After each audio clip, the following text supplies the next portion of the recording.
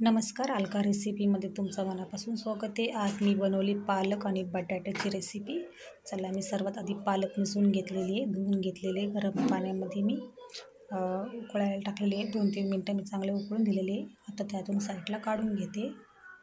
थंड झाल्याची नंतर त्यासाठी मी मसाला घेते. मिक्सरमध्ये बारीक करून घेते. कांदा टमाटरची मिक्सरमध्ये बारीक करून घेते.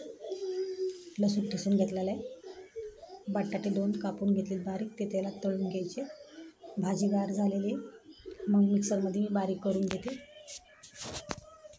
बारीक करून झालेले थोडं 2 चम्मच मी बेसन पीठ टाकलेले, मिक्सरमध्ये बारीक करून घेतले वापस ते पण.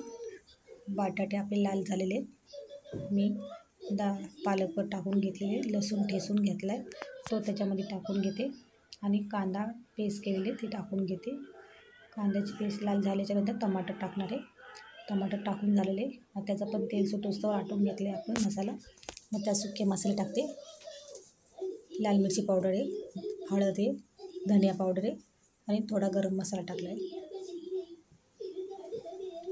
सगळं मिक्स करून घेतलेले आणि मग ते पालक पण टाकून घेतलेले आणि मिक्सरच्या भांड्यामध्ये थोडं पाणी टाकून ते मिश्रण पण टाकून घेतलेले. अंदाजने तुमचं मीठ टाका आणि किती पातळ पाहिजे ते तुम्ही करून घ्या. आपली रेसिपी तयार झालेली आहे. माझी रेसिपी आवडली असेल तर लाईक, शेअर, सबस्क्राईब करायला विसरू नका.